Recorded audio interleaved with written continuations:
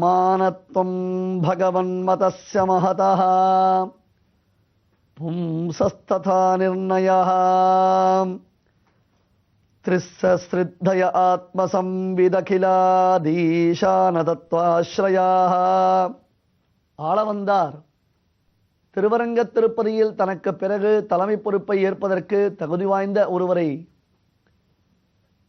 எண்ணியிருந்த காலத்தில் இளையாழ்வாருடைய வைபவங்களை எல்லாம் தான் கேள்விப்பட்டு வரதராஜ பெருமாளிடத்தில் அந்த இளையாழ்வாருக்காக பிரபத்தி செய்தருளி மறுபடியும் திருவரங்கத்திற்கு வந்து சேர்ந்தார். அப்பொழுது திருக்கோஷ்டியூர் நம்பி, பெரிய நம்பிகள் முதலான மகனீயர்கள் திருவரங்கப் பெருமாள் அரையரை முன்னிட்டு கொண்டு ஆளவந்தாரிடத்தில் நல் வார்த்தைகள் தங்களுக்கு தஞ்சமாய் இருப்பதொரு நல்ல வார்த்தைகளை அருளிச் செய்ய வேண்டும் என்று பிரார்த்திக்க, கோவில், திருமலை, பெருமாள் கோவில் என்று 3 திவ்யதேசங்களின் மகிமைகளை எல்லாம், திருமந்திரம், துவயம், சரமஸ்லோகம் என்பதான அந்த 3 திருமந்திரத்தின் பொருளாய் விளங்கக்கூடிய எம்பெருமானுடைய பிரபாவங்களை எல்லாம் ஆளவந்தார் அருளிச் செய்தார். பின்னர் ஆளவந்தார் தனக்கு பரமபதிக்கும் காலம் நெருங்குவதையும் உணர்ந்திருந்தார். மகான்களுக்கு அவர்களுடைய அவதார பூர்த்தி என்ற சமயத்தில் ஏற்பட வேண்டும் என்பதை நன்கு அவர்கள் அறிந்திருப்பார்கள். அதற்குத்தான் எதிர்காலத்தை நிகழும் ஒரு ஞானம் அவர்களுக்கு இருப்பதினால் அன்றோ நாம் என்ன சொல்லுகிறோம், இவர்கள் எல்லாம் தீர்க்காலோசனை செய்யக்கூடியவர்கள், இவர்கள் எதிர்காலத்தில் என்ன நடக்கப் போகிறது என்பதை ஆராயும் திறமை பெற்றிருப்பவர்கள் என்று சொல்கிறோம் அல்லவா? அதுபோன்று ஆளவந்தார் உணர்ந்திருந்தார்.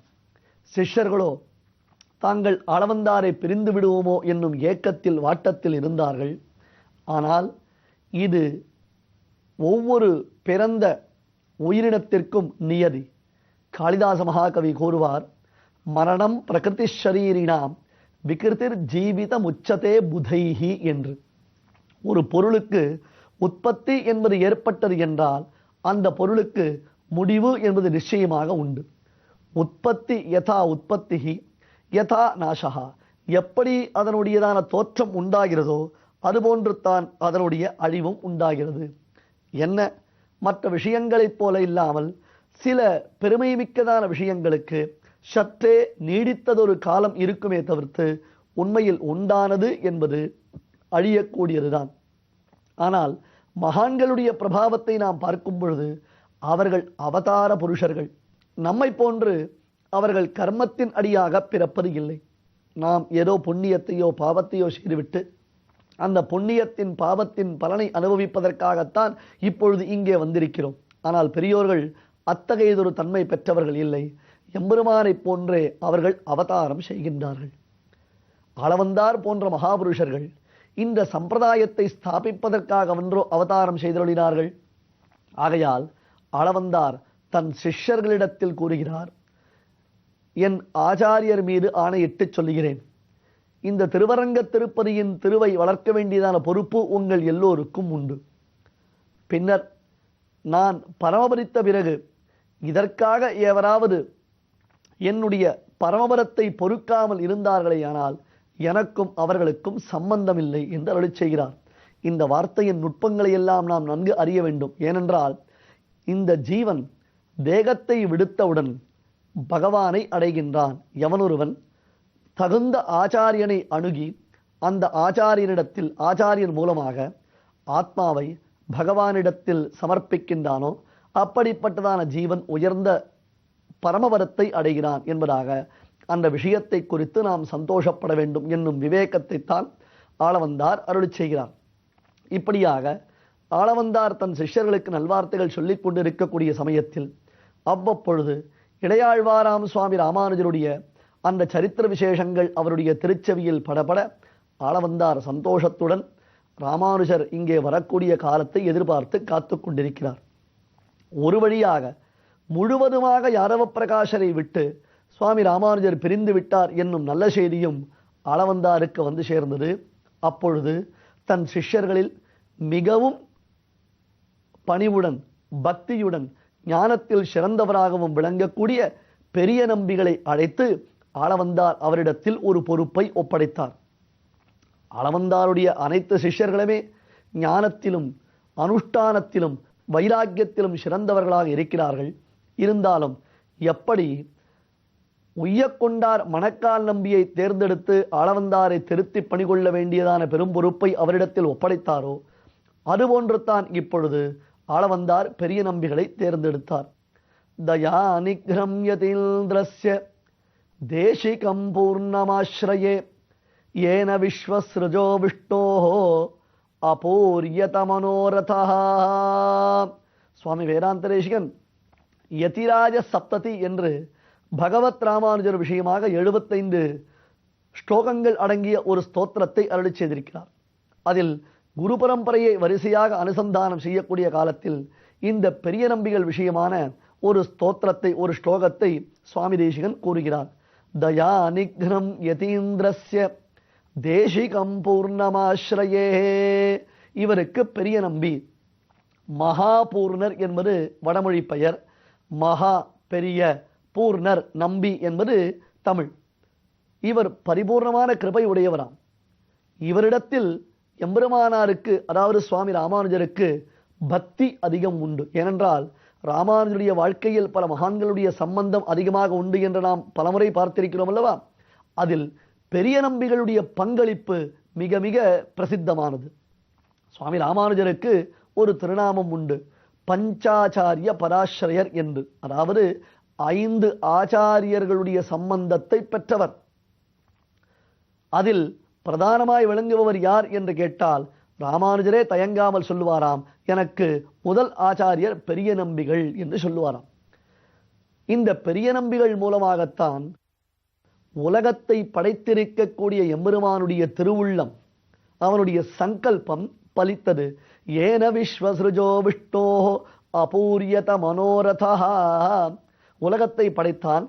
உலகத்தில் உள்ளவர்கள் எல்லோரும் நல்ல உத்தமமான கதியை அடைய வேண்டும் என்று பரமாத்மா சங்கல்பித்திருந்தான். ஆனால் மக்களுக்கோ உண்டியே உடையே என்று அதை நோக்கி செல்வதற்கே காலவிசேஷம் சரியாக இருக்கிறது.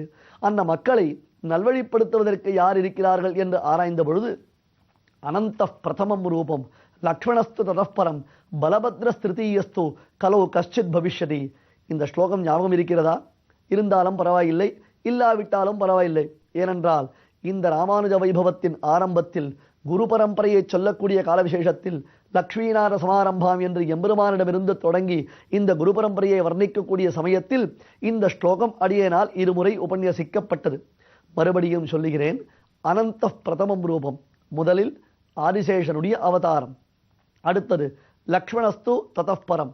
அந்த ஆதிசேஷனே ஸ்ரீராமாயணத்தில், அதாவது ஸ்ரீமத் ராமாயணம் என்னும் உத்தமமான அந்த இதிகாசத்தில் பெருமாள் லக்ஷ்மணஸ்து ததப்பரம், அடுத்ததாக லக்ஷ்மணனாக பிறந்தார். பலபத்ரஸ்திருத்தீயஸ்து, அதே ஆதிசேஷன் கிருஷ்ணாவதாரத்தில் ஸ்ரீமத் பாகவதம் முதலான கிரந்தங்களை சேவித்தோமையினால் பலபத்ரஸ்திருத்தீயஸ்து ஆதிசேஷனுடைய அவதாரமாக பலராமர் விளங்குகிறார். இந்த 3 அவதாரங்களை எடுத்த அனந்தாழ்வான் கலௌ கஷ்டித் பவிஷ்யதி, கலியுகத்தில் யாரோ கலியுகத்தில் யாரோ என்பதாக யோசிக்கும் பொழுது கலௌ ராமானுஜோ முனிகி, கலியுகத்தில் அவர்தான் ராமானுஜர் என்று மகான்கள் அதனை கொண்டாடுகிறார்கள். சுவாமி ராமானுஜரை பெருமானுடைய படைத்தளபதியான விஸ்வக்சேனனுடைய அவதாரமாக கொண்டாடுவது ஒரு மரபு. பெருமானுடைய பஞ்ச ஆயுதங்கள் ஒன்றாக திரண்டு சுவாமி ராமானுஜராக அவதரித்ததாகவும் சொல்லுகிறார்கள். அதுபோன்று இங்கே அனந்தாழ்வானாம் ஆதிசேஷனுடைய அவதாரமாக சுவாமி ராமானுஜரை கொண்டாடுகிறார்கள். ஆகையால் தான் காஞ்சிபுர மகாத்மியத்தை சேவித்தோமையானால் நமக்கு அதில் ராமானுஜருடைய வைபவத்தையும் சேர்த்து அனுபவிக்கக்கூடிய ஒரு பாக்கியம் கிடைக்கும். ஏனென்றால் காஞ்சி வரதராஜ பெருமாள் பிரம்மாவினுடைய அஸ்வமேத யாகத்தில் ஆவிர்பவித்தருளினார். ஆதியுகத்து அயன் கண்டிட நின்ற அருள்வரதர் காதலுயர்ந்த களிற்றை திரேதையில் காத்து அளித்து வாதுயிர் தேவகுருவுக்கு துவாபரத்தில் இறங்கி சோதி அனந்தன் கலியில் தொழுதெழ நின்றனரே என்பது சுவாமி ஸ்ரீ வேதாந்த தேசிகனுடைய திவ்ய பிரபந்தம். தேசிக பிரபந்தத்தில் ஒரு பாசுரம். கிருத்தயுகத்தில் பிரம்மா ஆராதித்தார் காஞ்சி வரதராஜ பெருமாளை. திரேதாயுகத்தில் கஜேந்திரனாம் அந்த யானையரசன் பெருமானை ஆராதித்தான். துவாபர யுகத்தில் வாதுயிர் தேவகுருவுக்கு துவாபரத்தில் இறங்கி துவாபர யுகத்தில் தேவகுருவான பிரகஸ்பதி பகவானை ஆராதித்தார். இப்பொழுது இந்த கலியுகத்தில் காஞ்சிபுரத்தில் வரதராஜ பெருமாளை அனந்தாழ்வானாம் ஆதிசேஷன் ஆராதித்து வருவதாக க்ஷேத்திர மகாத்மியம். அனந்தாழ்வான் ஆராதித்ததை நாம் பார்த்தில்லை. ஆனால் இப்பொழுது அந்த அனந்தாழ்வானுடைய அம்சமாய் விளங்கக்கூடிய சுவாமி ராமானுஜர் இன்றும் இப்பெருமானை ஆராதித்து வருவதை நாம் அனுபவித்து வருகிறோம். அப்படி ஆராதனம் செய்வதற்காகத்தான் சாலை கிணற்றிலிருந்து தினந்தோறும் பெருமானுக்கு ராமானுஜர் தீர்த்தம் சமர்ப்பித்தார். இன்றும் அந்த கைங்கரியம் நடைபெற்று வருகிறது என்பதையும் நாம் பார்த்தோம் அல்லவா? ஆகையால் கலியுகத்தில் ஆதிசேஷனுடைய அவதாரமாக சுவாமி ராமானுஜர் பிறந்திருக்கிறார் என்றோ, அந்த ராமானுஜர் மூலமாக கலியும் கெடும் கண்டுகொண்மின் என்பதாக இந்த உலகத்தில் சன்மார்க்க பிரதிஷ்டாபனம் நடைபெற வேண்டும் என்று பகவான் சங்கல்பம் செய்தான். அந்த சங்கல்பத்தை பூர்த்தி செய்வதற்காகத்தான் இப்பொழுது ஆளவந்தாருடைய நியமனத்தின் பேரில் பெரிய நம்பிகள் காஞ்சிபுரத்திற்கு கிளம்புகிறார். ஆம், தயாநிக்னம் யதீந்திரஸ்ய தேசிகம் பூர்ணமாஸ்ரயே ஏன விஸ்வஸ்ருதோ விஷ்ணோஹோ அபூர்யத மனோரதஹ. உலகத்தை சிருஷ்டித்தவனான எம்பெருமானுடைய சங்கல்பம், அவனுடைய திருவுள்ளம் பலிக்கும் நல்லதொரு தருணம் வாய்த்தது.